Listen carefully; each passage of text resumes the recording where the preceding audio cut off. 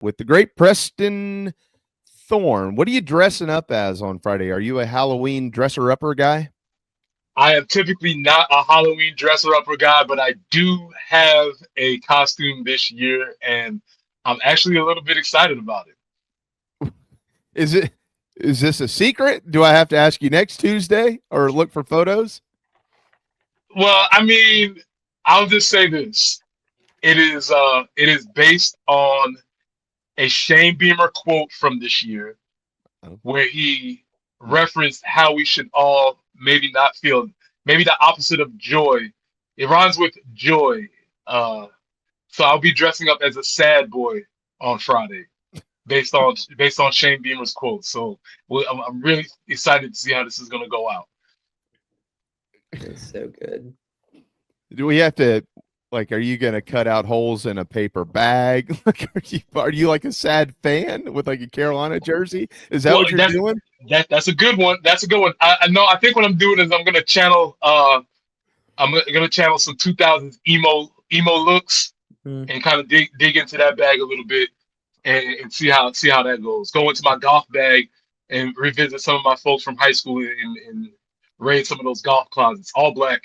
You know how that goes. Well, I think you just did a lot for our friends over at Gamecock Traditions. For those that are trying to figure out what to do for Halloween, if your kids are dressing up, you want to be the cool parent that supports them. Run over to Gamecock Traditions. Remember, it's buy one get one half off apparel this week. So while you're looking for something long sleeve for the holiday season, the winter months, make sure you get a jersey. And then stop by Piggly Wiggly on your way home and get a brown paper bag, cut the holes out of it, slap that jersey on. You could be a sad Gamecock walking around the neighborhood on Friday night. How about that? It could work, and I'm sure a lot of people would commiserate with you. Yeah. I don't even know that you need the paper bag. But all right. Nevertheless, though, we're here and we're proud still. I see everybody wearing our Gamecock hats. We're still in the building. Always, man. Always. And I think Always. that, hey, credit to Shane Beamer on that too with his football team. I mean, these guys, regardless of record and what has transpired, they just won't throw in the towel. They certainly didn't do that on Saturday. They had multiple chances to win the game. They didn't do it. But I don't expect them to be any less when they go to Oxford on Saturday either. No, man. I've said this on our show. I said this whoever will listen, man. I think Shane Beamer's unique gift / skill as a coach is being able to hold the center of a locker room. Um, we've seen that throughout the time that he's been here, throughout his tenure. They always tend to play better towards the end of the seasons. When adversity strikes, we haven't heard of locker rooms falling apart. We haven't heard of a lot of things that plague a lot of other teams around the country. And that is something that is not easy to do. And so obviously it goes without stating that the year has been disappointing. We can't sugarcoat that any other way. But I guess the only thing that maybe left me with a little bit of confidence is that I do feel like Shane, if anybody, can keep this thing together and at least will get their best efforts throughout the rest of the year. Mm-hmm. Yeah, I would agree with that. I to talk about some of what happened this past weekend. Everybody's focused on the offense, and we have been too. But let's start with the defense because we got a defensive guy in here on Tuesday. I thought, and I'll be curious to see if this can sustain itself over the next few weeks because they're going to need him. I thought Nick Barrett and Monkel Goodwine played the best games of their careers in Gamecock uniforms. What did you see from those guys? Yeah, I agree. I mean, they were disruptive. I think we've been having a lot of this conversation about how I was saying this group, this D-line this year may not be as disruptive. They may be able to hold the point of attack, but I didn't know they weren't going to be as disruptive as the group from last year, obviously, because those were NFL dudes. But on Saturday, they made some plays, some TFLs, getting in the backfield. They did some things that were really, really, really fun to see. And it was probably the best game. It was the best game this season by far. Yeah, how this defense has given them a chance in every game, in my opinion. And this past weekend, in addition to that, I mean, you saw there were some busts, and Alabama missed a couple of big play opportunities in that ball game in the secondary. But you also saw the secondary come out and make some big-time plays. But I mean, overall, I just felt like the defense was as solid as they could have been. I mean, they gave up 22 points against the Tide on Saturday. I know that they scored 29, but they gave up 22 points on the defensive side of the football. Preston, with what we saw from the offense this past weekend, and we're going to get there in just a second, maybe taking some steps into getting some things in motion the way that they maybe needed to a while back. If this defense continues to kind of stay in their lane and do the things that they have done, give them opportunities to win games with what's left on the slate. Ole Miss, A&M, couple of teams that can score a bunch of points. Like you mentioned Shane Beamer and how he somehow finds a way to keep his guys dialed in. Is that where are we there with the defensive guys? Like, do they have more pressure? Do they have less pressure? What are they feeling right now trying to get this team into a bowl game?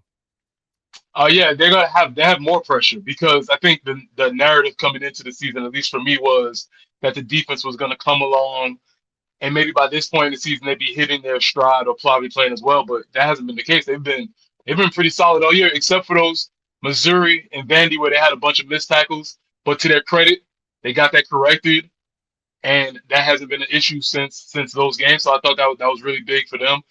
And going back to the point about Shane and Clayton and the whole staff, it's really cool to see the defense come out there and continue to play throughout the game because I'll speak as a defensive guy. Sometimes it gets difficult to play defense when you don't feel like the offense can provide you any backup.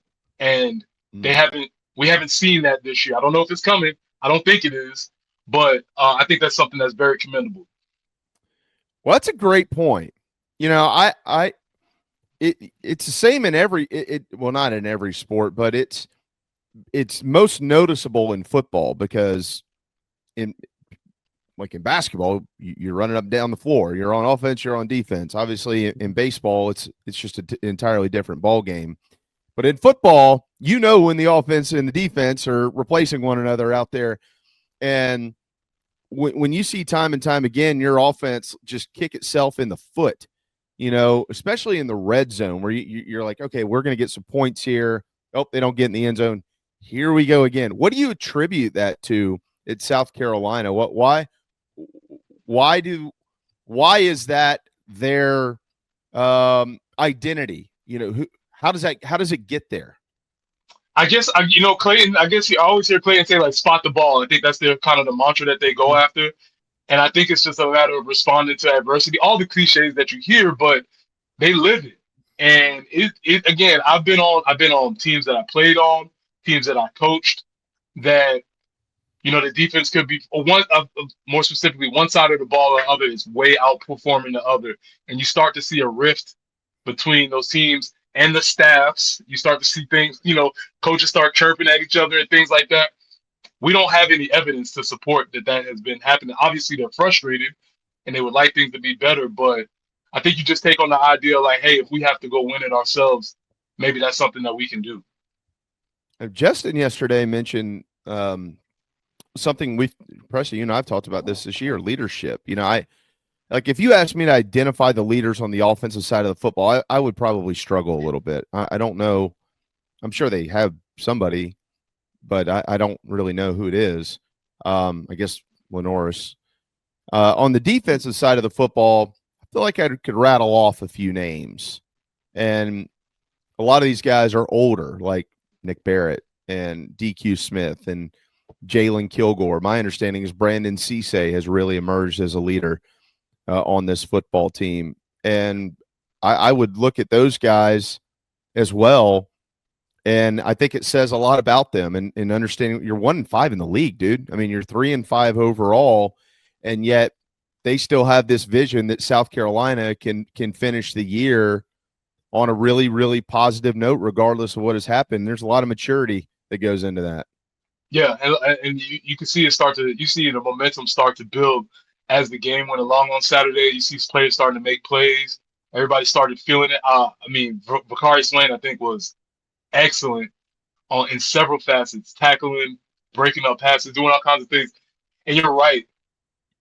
Obviously, the leadership, it has to be somebody who's making plays, but he doesn't have to be the best player on the team. But he does have to be somebody who plays because it's tough to be a leader from the sideline. But you see a lot of guys that are filling that void as a defense. And I mean, I feel confident in that the defense will show up and play to the highest level week in and week out. Brian Thomas. I should have mentioned Brian Thomas as well. Man, Brian Thomas, he's one of my favorite players to watch, man. He plays I was we got an old guy group chat that we just, being old fans, acting like we never played before. Why can't they make plays? Blah blah blah. It's like, no, y'all played the game before. But I said Brian Thomas Jr. plays hard, and I think that's probably the highest compliment you can give somebody on defense is that every snap that dude lines up and he gets after it, and that's it's really fun to watch him play football. Not that this excuses anything that's transpired on offense at all under Coach Beamer and prior to Coach Beamer. I think unfortunately, we need to be reminded around here that historically South Carolina is not a very offensive school. It just hasn't been. Is that the identity of Gamecock football right now? Like, do you feel like we've gotten to the point of, hey, if you want to be a good defensive player, you want to be a part of a good program on that side of the ball, you need to look at South Carolina? I love it.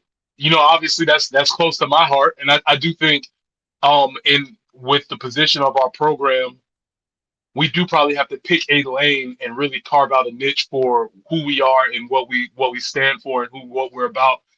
I guess branding would be the word, but yeah, I have no problem with that because we produce players on each level of the ball. And on defensive football, we have a legacy and a heritage that we can go back to. Obviously, I would be very happy with that. Jamie, Justin, I have no problem winning the game 17-13. That is right up my. I know those days are long gone, but I have no problem winning the game 20-14 with a couple field goals, and that's the type of football I love. So yeah, that would be cool with me. I think everybody in this chat box would say, yeah, we'll win every game 17-13 at this point, Preston. At this point, I'll take 2 touchdowns offensively every day.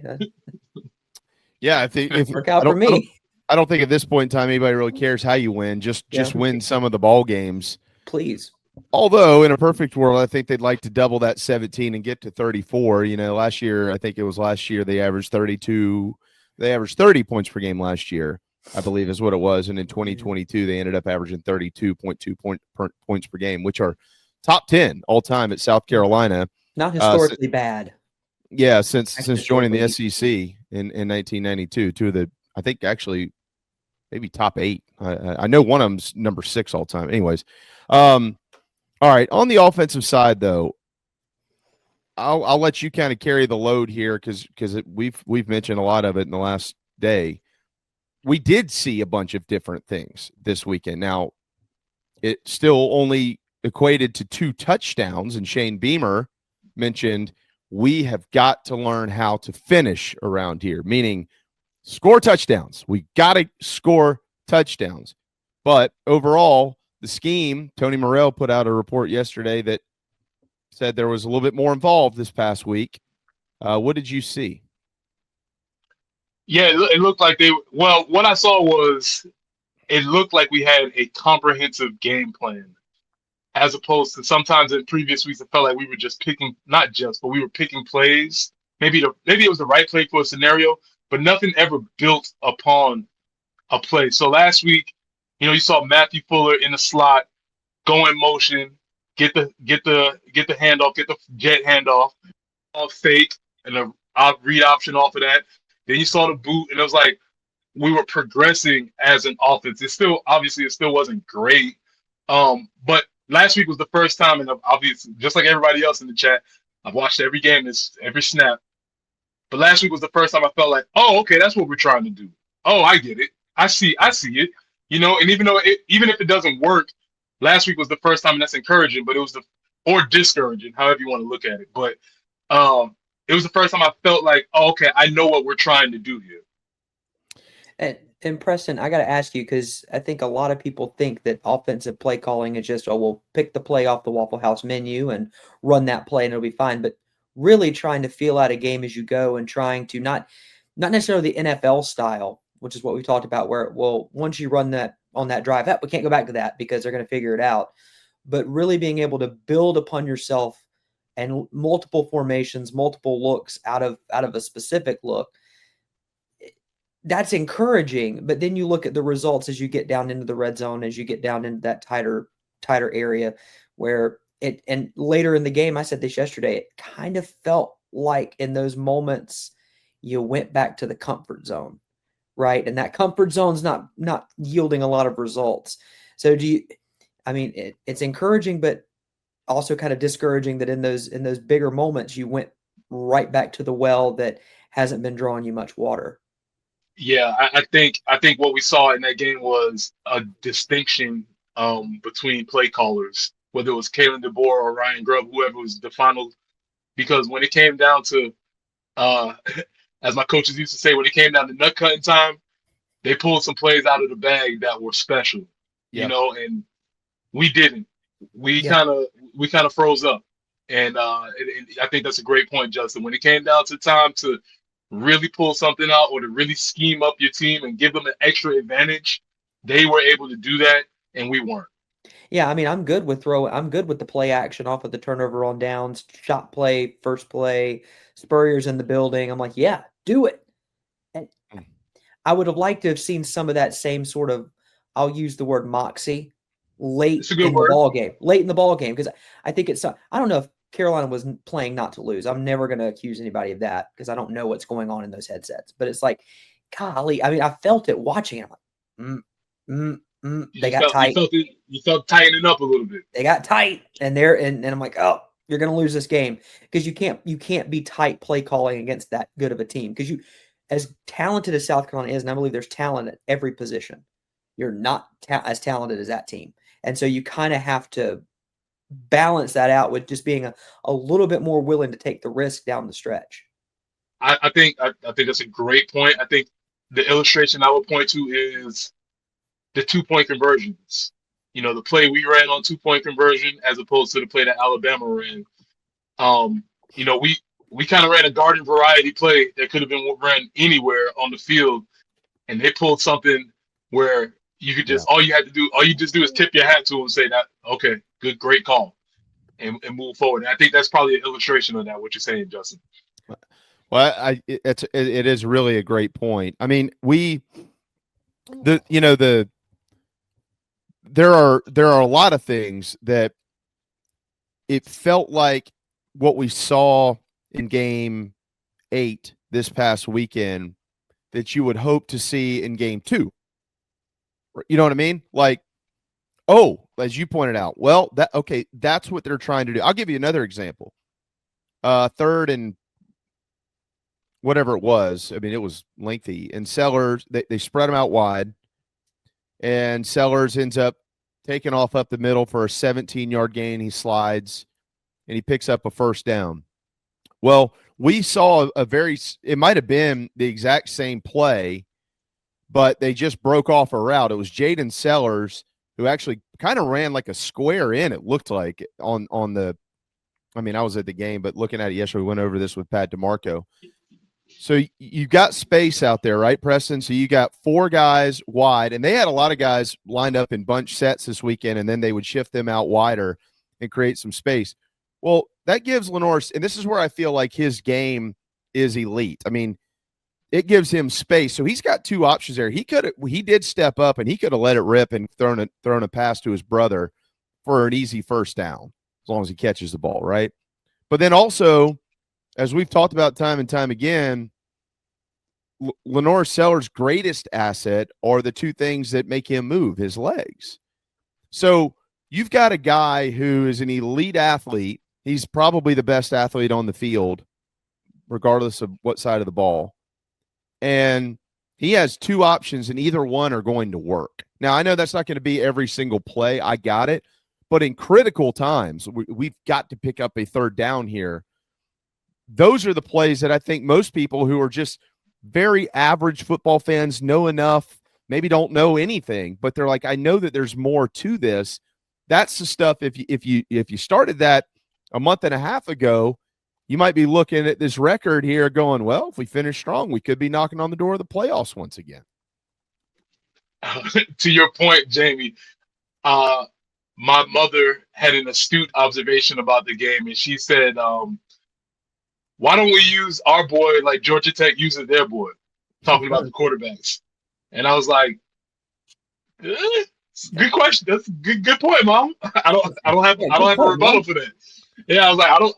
Yeah, I think you're right on that one. So to your point, Jamie, and I think Shane maybe made allusion to this after the game. He's like, hey, we have to figure out more ways to get Lenore's opportunities. And I think we did a better job of that. I will say that we did a better job of it. But even still, in the red zone, if it was me, I'd have to go down a couple of checklists to figure out when I got to the option that didn't involve Lenore's. It'd probably be the fourth or fifth call before I got there. Well, that's just the key. I mean, I if you ask me about this game this weekend, I would say, look, I know it's daunting to look at what's coming, but just ease into it. You know, like don't come out there and shoot yourself in the foot and put yourself behind the eight ball and this thing's over in the second quarter. I don't think they will, for what that's worth, Preston. But that's what gives so many people hope with this team, regardless of the record. Somebody said this the other day. Might have been, I don't know who it was. I don't know if it was Peter Burns or one of those guys. And they said, hey, this South Carolina team, they ain't what everybody thinks they are. Like they really are not that far away because they have the football players. If Carolina can just get into the red zone and figure out what to do in the red zone, or if once they get into the red zone, just figure out what to do in the red zone, they're very dangerous. And they can go down there and they can beat Ole Miss just like Kentucky went down there and beat Ole Miss last year. So I don't look at any of this and go, oh, they're just going to get their brains beaten. I just don't think that's true. I think if Carolina finds their confidence inside the 25-yard line, Carolina still has it in them to kind of shock a bunch of people when they cut on the scoreboard show that night. Yeah, and I think about saying finding your confidence. I would imagine if I was an offensive lineman and I heard 16's number dialed up, I'd feel better about our chances. A lot better. I want real quick on the offensive line. The most noticeable Sean Elliott trait I saw this weekend is what they were doing on the second level. When those guys get to the second level, I'm like, man, that's got Sean Elliott written all over it. What did you see out of those guys after 2 weeks under his tutelage? Yeah, they looked like they improved. They looked like they were doing some things schematically to help them out. Whereas maybe there would have been, Alabama's guys might have been a little bit more talented or whatever the case was. But and then you make a talk to Strick about what they were doing, but I think they were doing like some sort of like turn back protection where they would basically kind of helping the D line go wherever they wanted to go and roll in the pocket the opposite way, just creating a little bit of space, not putting your guys in disadvantage type situations. It felt like there was some scheme things that I hadn't seen previous to this week. I think you're so right about that.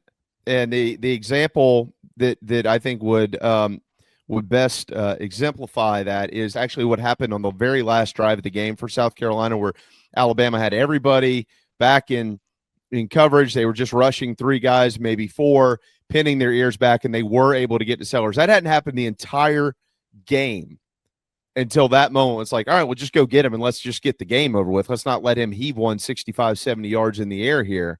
And they were able to sack him, and the clock ticked off, and the game was over. But through mostly four quarters, they couldn't do that. I think a lot of the reasons because exactly what you're just saying. Yeah, and it just felt like they were doing some things with scheme. And again, like Strick would probably be able to give a more detailed analysis of it, but they were letting the D linemen penetrate, get them upfield, and sort of just ushering them along. Like, you go this way, and we'll go that way, and just sort of massaging the matchups around them. And I thought it was a solid way to approach it. Instead of trying to just stand and do big on big, and which hasn't been working all year. I think they adjusted some things schematically. The key there is Josiah Thompson on that fourth down, JB, right? I mean, that fourth down throw to Jaden Sellers over the middle, you just watch 74 just be able to kind of just guide that defender just ever so slightly to his right. Just to free up Lenore's to move to his left, just a second. Just you need 1 second to get the ball out. Exactly. That's the mark of a Sean Elliott coached offensive line, in my opinion. All right, before we let you go here, I got to get your opinion. The hold on Big Tree. You're a defensive guy. Be honest with us. Holding or not holding? questionable, man. I think it's as close to the line as you can get. Yeah. He does not have to make that call. He can make that call. That's his choice. You know what it reminded me of, and I guess it was the same area. I guess I forget which year it was, but whenever Parker White had the fake field goal, 2019, and there was whatever, it reminded me of this almost in the same area. It's like, man, you can call that, but I don't think it was really affecting the play that much, and he could have easily have not called it. I'll say that. You know, there used to be a time where you feel stronger. You feel stronger. No, I feel strongly. I agree with you. Okay. There used to be a time where the home team would get a little grace on that. Carolina hadn't gotten a lot of grace on calls like that in the last couple of years inside of Williams-Brice Stadium for whatever reason. I don't know if it's the pregame meal that we're giving these guys or what's going on, but you know what, Jamie? It was more like a hook.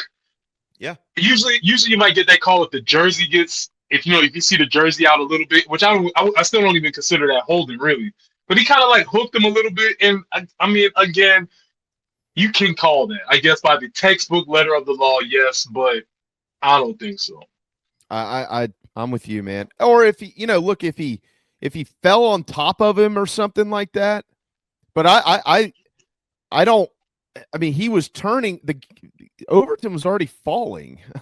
I mean, he was turning with him. I've watched the play 50 times. It's like, man, I don't know, man. I don't know that I'd have it in me to throw a flag out there. It'd be different if he was on his feet.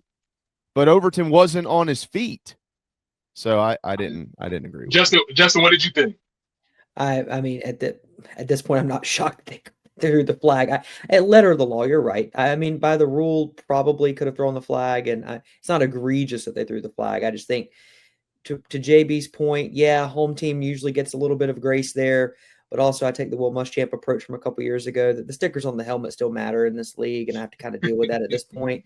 So, in that situation, yeah, you're probably getting the yellow flag thrown at your feet. And if Lenoris doesn't score, or if Lenoris goes left, if Lenoris is sprinting out left, balls anywhere else, it's not called. It's not going to get called because it's right there. That's why it got called. Yeah, and I guess sometimes as the referee, you're saying like if it made an impact on the play, and I don't think it would have. I don't think it made a difference. Honestly, no. Lenoris would have scored if Overton's on his back or not.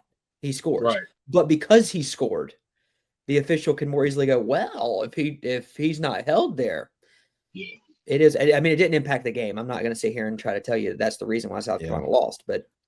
Still didn't like it very much. At some point in time, Shane needs to find Bobby Knight's chair and just throw that son of a bitch across the field. I mean, it's just at some point in time, it's enough, man. We've had enough of this, but or just a headset. That's not why they lost the game. Carolina, Shane said it. He's right about it. I agreed 1,000% with what he said. We got to be able to finish, and South Carolina did not finish against Alabama for the second straight year. All right, man. Jesse brought up a great point about it. It just felt like we got up a little bit too high and the air got a little bit tighter. We was like, "Who? What are we doing here?" I'm not used to this. Yeah. Yeah. Yeah. Everybody told us we weren't supposed to be in this game. Why are we winning? Why are we winning? Preston, do your green wave? Do the Fighting Preston Thorns get to 8 wins over Fort D? Fort D's not the Fort D that we remember. That's a blowout. I think we're gonna handle that. They don't have to carry on running up and down the sideline anymore, so we're good. He's the one that turned the whole tide on that series. So once he graduated, I was like, all right, I think we can get that back. And we got Ian out of there too. So we finally brought Ian back home. All right, and we got all that. It's all settled now. I think we'll take care of Fort Dorchester. But Justin, I will be listening to you. Usually Friday nights is my pizza night, so I'm usually making my pizza run when I'm listening to the show, man. And I appreciate it. Thanks, Preston. Hey, buddy, have a great week. The early game 6 to 9 a.m. every day on except for the weekends on 107.5 The Game. Preston Thorne. We'll see you next week, brother.